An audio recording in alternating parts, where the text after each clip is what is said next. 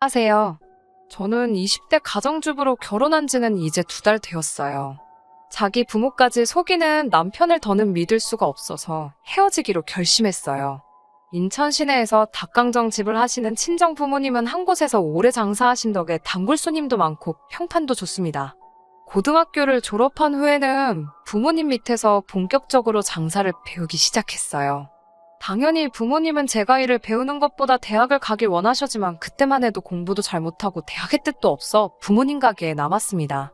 저는 저희 부모님의 닭강정에 굉장한 자부심이 있었기 때문에 일을 배우는 게 너무 즐겁고 보람찼어요. 그리고 제 나이 24살이 되었을 때 부모님께서 제 앞으로 서울에 가게를 하나 내주셨습니다. 처음으로 내는 2호점이니 잘해보라고 하시면서요. 다행히 부모님 덕분에 가게는 비교적 쉽게 자리 잡더라고요. 동네 사람들도 젊은 여자 혼자서 닭강정을 판다고 하니 신기해하기도 하고 대단해하는 것 같았네요.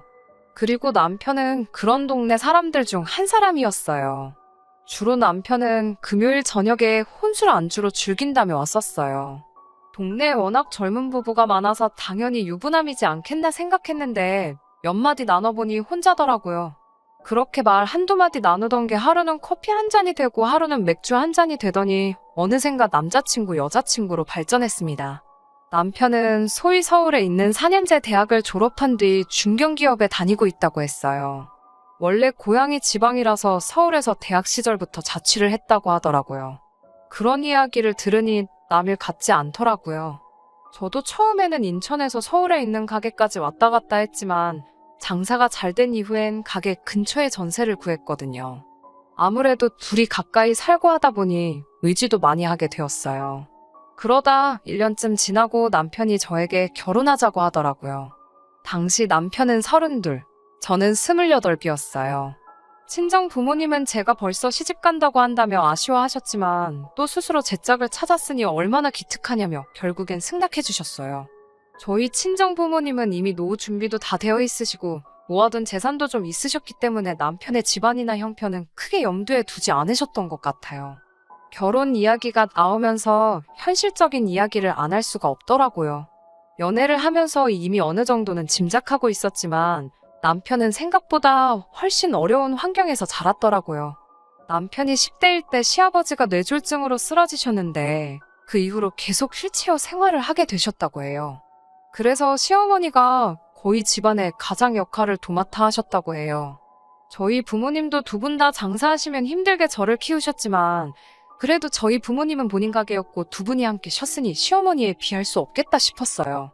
그래서 마음속으로 결혼하면 정말 딸처럼 잘해드려야지 생각했어요.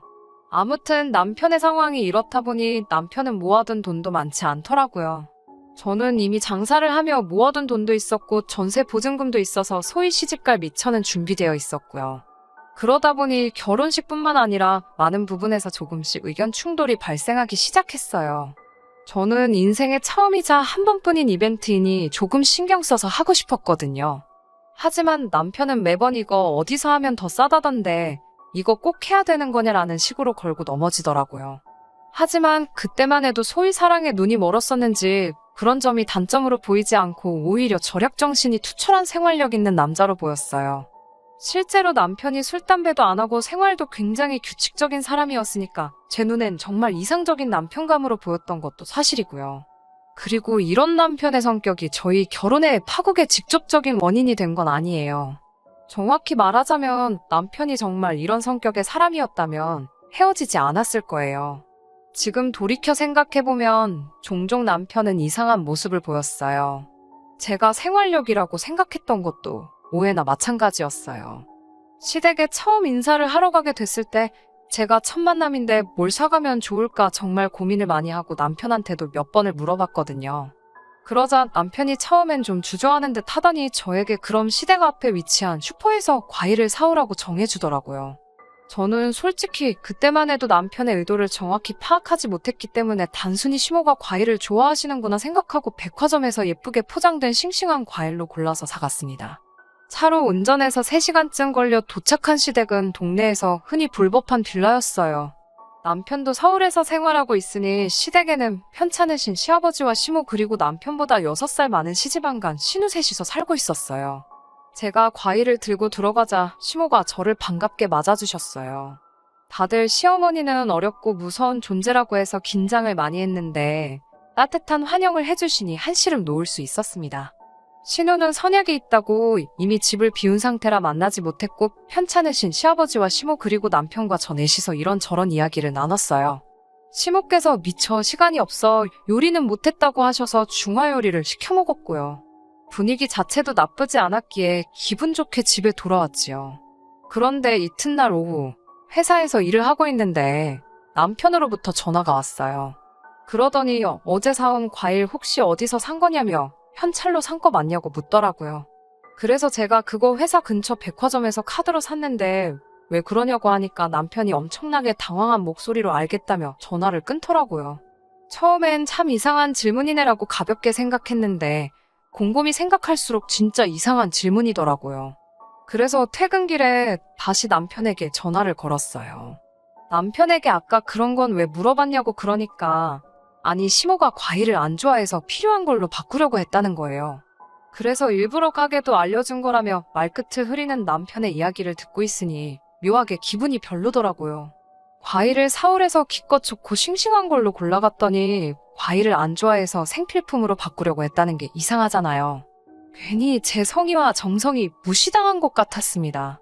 그래서 이 일을 친정어머니에게 털어놓으니 친정어머니도 좀 이상하긴 한데 그래도 버리는 것보단 낫지 않냐며 얼마나 힘들면 그러셨겠냐고 그냥 더 따지지 말고 모르는 척 넘어가라 하시더군요. 그렇게 일이 일단락되고 얼마 지나지 않았을 무렵 신혼집을 알아보기 시작했어요. 그런데 제가 모은 돈 1억 3천에 남편이 모은 돈 2천을 더해봤자 구할 수 있는 전세는 서울 하늘 아래는 없더라고요. 그 돈으로 결혼식도 혼수도 다 해결하려고 하니 너무 빠듯했어요. 머리털이 다 빠질 만큼 고민을 거듭하고 있는데 남편이 그러면 자기가 제가 사는 전세집에 들어와서 살면 어떻겠냐고 묻더라고요. 저는 당시 12평짜리 오피스텔에 살고 있었기에 너무 좁지 않을까 걱정이라 하니 그냥 이불 하나 덮이고 수저 하나 더 놓는다고 생각하면 되지 않겠냐고 하더라고요. 자기가 모아둔 돈은 미래의 만일을 위해서 쓰지 말자면서요. 친정 부모님이 이 이야기를 들으시곤 그럴 게 아니라 도와줄 테니 그래도 집다운 집을 얻어서 살라고 말씀하시더라고요. 동시에 친정 부모님은 남편이 남자로서 자존심이 상할 수도 있으니 친정에서 도와줬단 소리는 하지 말고 그냥 제 돈이라고 말하고 보태라며 1억을 해주셨어요. 그런 속사정도 모르고 남편은 저에게 어떻게 그런 많은 돈을 모았냐며 신나서 어쩔 줄 모르더라고요. 눈치가 있다면 한 번쯤 물어볼 법도 한데 말이죠. 그렇게 서울에 신축 빌라 전세를 구했어요. 평수도 넓어지고 신축이다 보니 깨끗해서 신혼집 분위기가 나더라고요. 일단 집을 구하고 가전제품도 장만하고 나니 정말 결혼한다는 실감이 나기 시작했어요. 친정 부모님이 보태주신 덕분에 결혼식 준비에도 약간의 여유가 생겨서 제가 원하는 드레스 정도는 골라 입을 수 있었습니다. 모든 것이 비로소 원만하게 흘러가는 느낌이었어요. 결혼식의 경우 하객 식사는 각자 하객은 각자 부담하는 쪽으로 했어요. 그런데 아시다시피 헬퍼 이모님이나 사진작가 분들도 식사를 하셔야 하잖아요. 그런데 남편은 우리가 돈 주고 쓰는 사람들인데 왜 밥까지 먹여야 하냐면서 투덜거리더라고요. 제가 좋은 날인데 왜 그런 걸로 쪼잔하게 구냐고 한마디 쏘아붙여도 혼자 무슨 생각을 하는지 듣지도 않더라고요. 그렇게 며칠 후 결혼식 당일날 진짜 지금도 생각하면 어이가 없네요. 당일날 아침 화장 다 하고 턱시도까지 차려입은 인간이 예식장 근처에 있는 편의점에 가서 삼각김밥을 사왔더라고요. 제가 배고프냐고 좀만 참았다가 식 끝나고 식사하면 되잖아 하니까 자기가 먹을 게 아니고 오늘 헬퍼 이모랑 사진작가랑 그런 사람들 주려고 사왔다는 거예요. 그래도 자기가 큰맘 먹고 인당 2개씩 사왔다고 의기양양한데 어이가 없어서 진짜 결혼식만 아니면 한 대 때리고 싶었어요. 다행히 그 상황을 목격한 제 남동생이 매형은 농담도 잘한다면서 이건 자기가 친구들하고 간식으로 먹을 거고 헬퍼 이모랑 사진작가 분은 저희 쪽에서 돈 낼 거니까 신경 쓰지 마시라고 달래더군요. 결혼식 당일날 신부가 솔직히 신경 쓰이는 게 얼마나 많은데 신랑이라는 작자는 하객 식비가 많이 나올까봐 그것만 전전긍긍하고 있다니 비로소 내가 지금 결혼하는 게 맞나 싶더라고요. 하지만 저는 식장에서 하객들 다 보는 앞에서 이 결혼 못하겠다고 박차고 나올 만한 깡은 없었어요. 그냥 설마 아니겠지라며 애써 부정하며 못 본 척했습니다. 그렇게 결혼식을 마치고 신혼여행도 다녀왔어요. 비록 전세지만 그래도 신혼집에 부부로서 발을 들이니 뭔가 큰일을 이뤄낸 것 같은 마음도 들고 감격스러웠어요. 그리고 얼마 전 대략적인 가구나 짐들도 다 정리가 되고 하여 시부모님과 신우를 초대했어요. 시부모님은 우리 아들이 드디어 서울에 집을 다 장만했다며 몇 번을 기특하다 하시더군요. 남편의 지분은 굳이 따지자면 10%나 될까였는데 마치 이 집을 남편이 산 것처럼 말씀하시니 좀 언짢긴 했네요. 거실에 모여서 이런저런 이야기를 하고 있는데 신우는 계속 이 방문 열었다 저 방문 열었다를 반복하고 있었어요. 그래서 제가 왜 그러냐고 물으니 아무리 생각해도 작은 방 여기가 좋겠다고 그래요. 그러면서 시모에게 신우가 한다는 말이 이 방에 창문도 있고 아빠가 덜 갑갑하겠다고 하는 거예요. 제가 깜짝 놀라 지금 무슨 소리 하시는 거냐 물으니 시아버지가 이 집에 계시기로 했는데 몰랐냐고 그래요. 저는 금시초문이었기 때문에 남편을 쳐다보면서 이게 무슨 소리냐고 물었습니다. 그러자 남편이 한다는 말이 자식이 부모 모시고 사는데 뭐가 문제냐며 오히려 저를 이상하게 보더라고요. 그러면서 그래도 시부모님이 저희를 배려해 주셔서 안방은 저희 쓰라고 하셨다는 거예요. 제가 어이가 없어서 저는 처음 듣는 이야기고 그렇게는 어려울 것 같다고 딱 부러지게 말씀드렸어요. 그동안에도 시부모님이 무리한 요구나 이해가지 않는 행동을 하시는 경우가 종종 있었지만 어떻게든 좋게 돌려서 말하곤 했는데 이번에는 그렇게 하면 안 되겠더군요. 그런데 제가 딱 잘나서 그렇게 거절을 하자 오히려 신우가 노발대발을 하는 거예요. 저더러 네가 뭔데 내 남동생 집에 대해서 왈가왈부하냐고요. 제가 남편을 쳐다보면서 도대체 어떻게 말씀드렸길래 이게 자꾸 자기 집이라고 하시는 거냐고 따졌더니 남편이 저한테 모기만한 소리로 제발 조용히 나중에 얘기하자며 꼬리를 내리더라고요.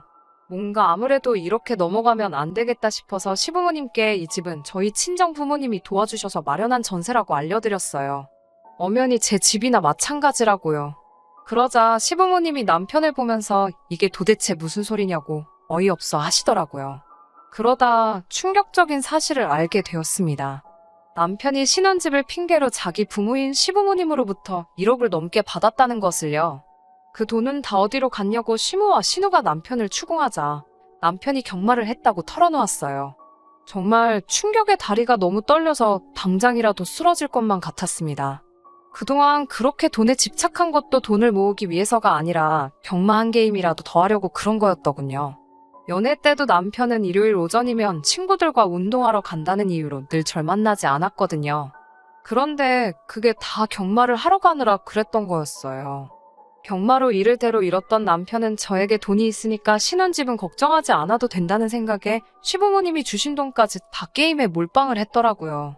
망연자실의 흐느끼 씨는 시모와 남편에게 욕을 퍼붓는 신우를 보고 있는데 이게 현실인가 싶었어요.